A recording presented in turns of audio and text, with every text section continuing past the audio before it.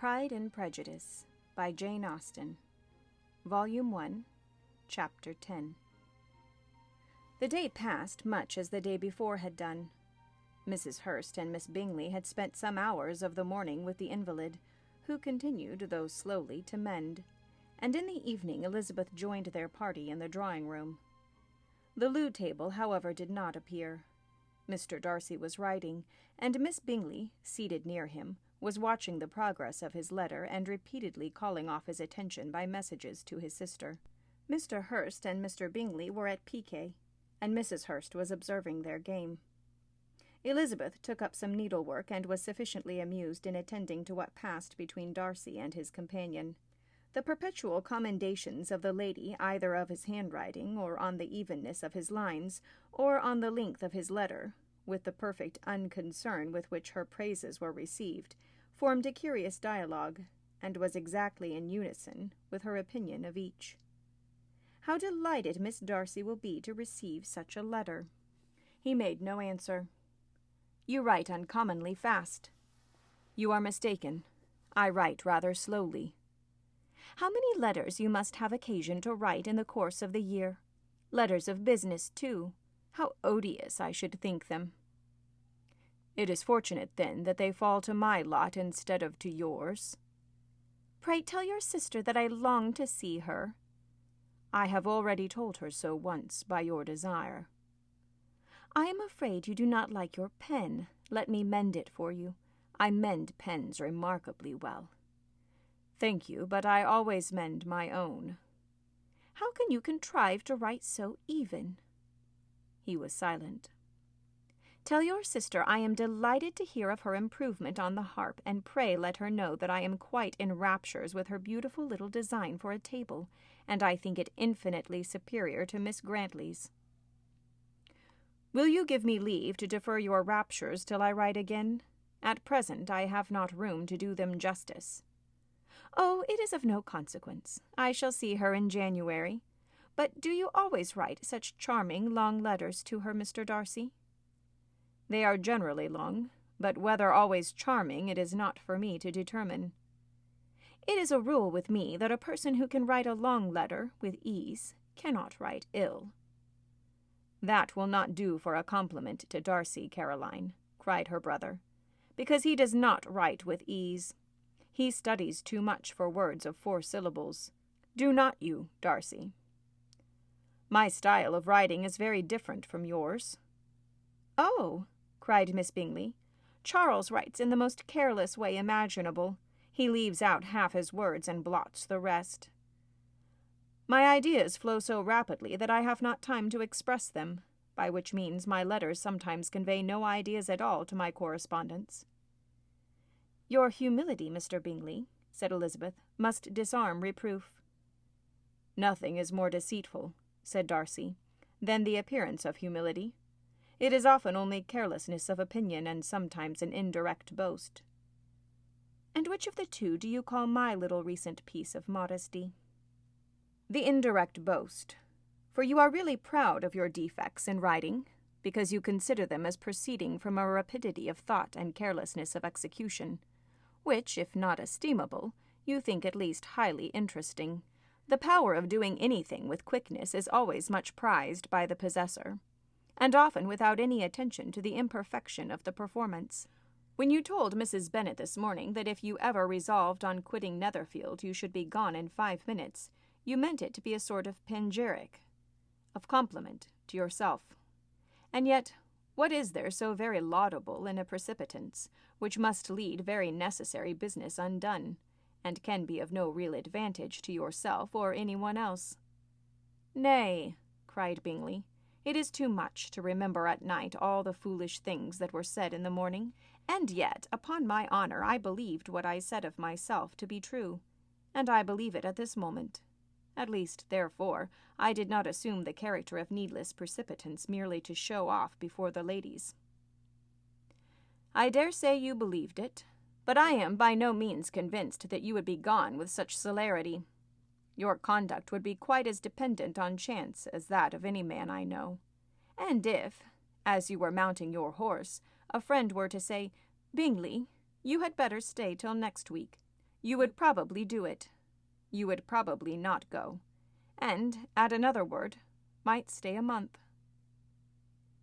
"You have only proved by this," cried Elizabeth, "that Mr. Bingley did not do justice to his own disposition. You have shown him off now much more than he did himself." "I am exceedingly gratified," said Bingley, "by your converting what my friend says into a compliment on the sweetness of my temper. But I am afraid you are giving it a turn which that gentleman did by no means intend. For he would certainly think the better of me, if under such a circumstance I were to give a flat denial and ride off as fast as I could. Would Mr. Darcy then consider the rashness of your original intention as atoned for by your obstinacy in adhering to it?" "Upon my word, I cannot exactly explain the matter. Darcy must speak for himself." "You expect me to account for opinions which you choose to call mine, but which I have never acknowledged. Allowing the case, however, to stand according to your representation, you must remember, Miss Bennet, that the friend who is supposed to desire his return to the house, and the delay of his plan, has merely desired it, asked it without offering one argument in favor of its propriety. To yield, readily, easily, to the persuasion of a friend is no merit with you. To yield without conviction is no compliment to the understanding of either. You appear to me, Mr. Darcy, to allow nothing for the influence of friendship and affection. A regard for the requester would often make one readily yield to a request, without waiting for arguments to reason one into it. I am not particularly speaking of such a case as you have supposed about Mr. Bingley. We may as well wait, perhaps, till the circumstance occurs before we discuss the discretion of his behavior thereupon. But in general and ordinary cases, between friend and friend, where one of them is desired by the other to change a resolution of no very great moment, should you think ill of that person for complying with the desire, without waiting to be argued into it? Will it not be advisable, before we proceed on this subject, to arrange with rather one more precision the degree of importance which is to appertain to this request, as well as the degree of intimacy subsisting between the parties?" "By all means," cried Bingley. "Let us hear all the particulars, not forgetting their comparative height and size, for that will have more weight in the argument, Miss Bennet, than you may be aware of.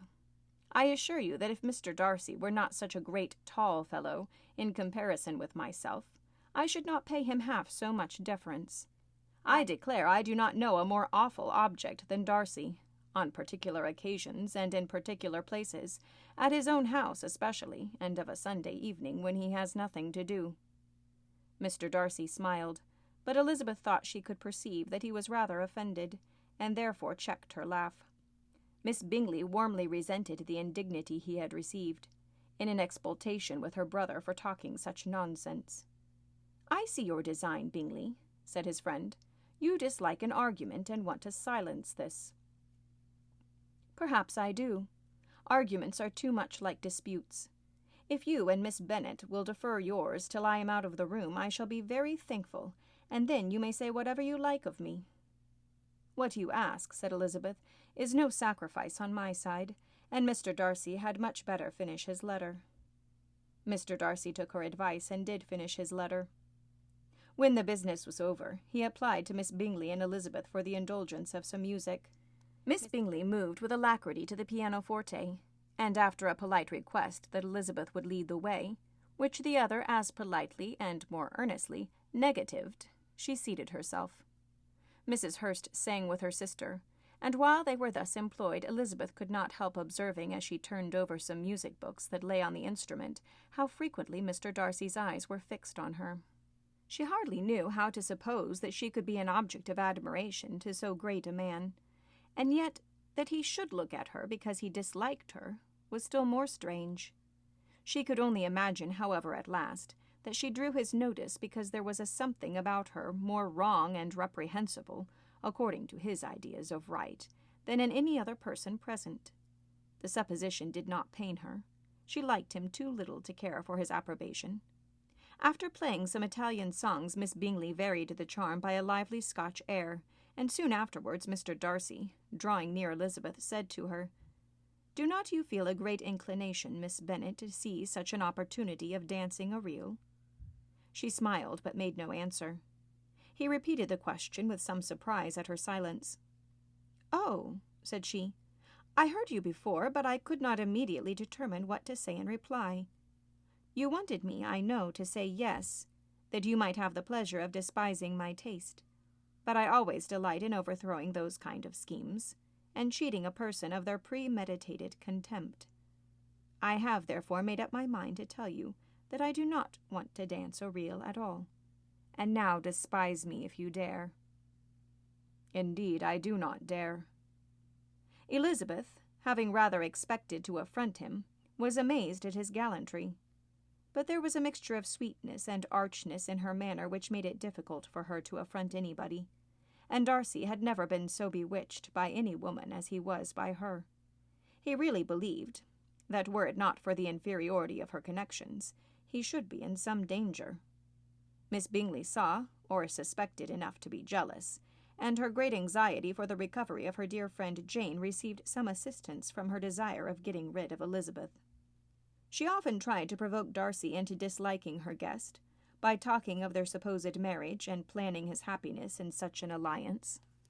"I hope," said she, as they were walking together in the shrubbery the next day, "you will give your mother-in-law a few hints, when this desirable event takes place, as to the advantage of holding her tongue.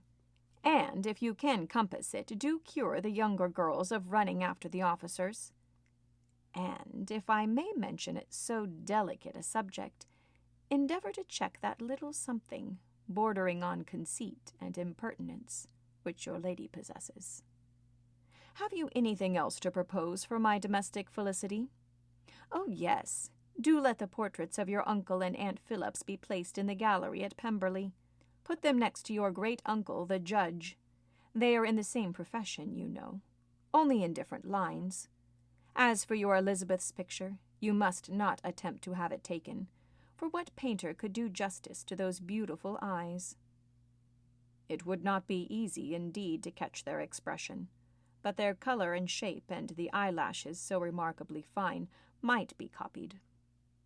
At that moment they were met from another walk, by Mrs. Hurst and Elizabeth herself. "I did not know that you intended to walk," said Miss Bingley, in some confusion, lest they had been overheard. "You used us abominably ill," answered Mrs. Hurst, "in running away without telling us that you were coming out." Then, taking the disengaged arm of Mr. Darcy, she left Elizabeth to walk by herself. The path just admitted 3. Mr. Darcy felt their rudeness, and immediately said, "This walk is not wide enough for our party. We had better go into the avenue." But Elizabeth, who had not the least inclination to remain with them, laughingly answered, "No, no, stay where you are. You are charmingly grouped, and appear to uncommon advantage. The picturesque would be spoilt by admitting a 4th. Good-bye." She then ran gaily off, rejoicing as she rambled about in the hope of being at home again in a day or 2. Jane was already so much recovered as to intend leaving her room for a couple of hours that evening.